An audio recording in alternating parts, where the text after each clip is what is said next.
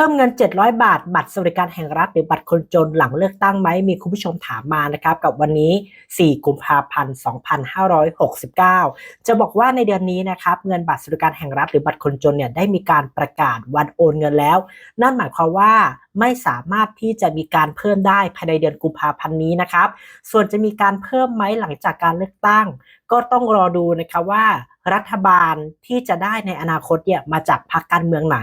แล้วพรรคการเมืองนั้นเขามีนโยบายเกี่ยวกับบัตรสวัสดิการแห่งรัฐหรือบัตรคนจนอะไรบ้างนั่นเองดังนั้นตอบชัดนะครับว่าในเดือนกุมภาพันธ์นี้เนี่ยยังไม่มีการเพิ่มเงินแต่อย่างใดถึงแม้ว่าจะผ่านวันที่8กุมภาพันธ์หรือผ่านการเลือกตั้งไปแล้วนะครับหากคุณผู้ชมท่านใดที่ดูคลิปนี้แล้วมีคำถามอะไรก็ตามเกี่ยวกับข่าวบัตรสวัสดิการแห่งรัฐก็คอมเมนต์มาถามใต้ล่างได้เดี๋ยวจะไปตามข่าวให้หรืออย่าลืมนะครับกดติดตามที่เพจ Facebook หรือ TikTok ข่าวสตังค์มีเดียสตังค์ก็จะไปตามข่าวให้เหมือนกันกดติดตาม YouTube ด้วยนะใครที่ดู YouTube และกดกระดิ่งด้วยจะส่งข่าวให้คุณทุกวันทางหน้าจอแล้วเจอกันในข่าวหน้าครับ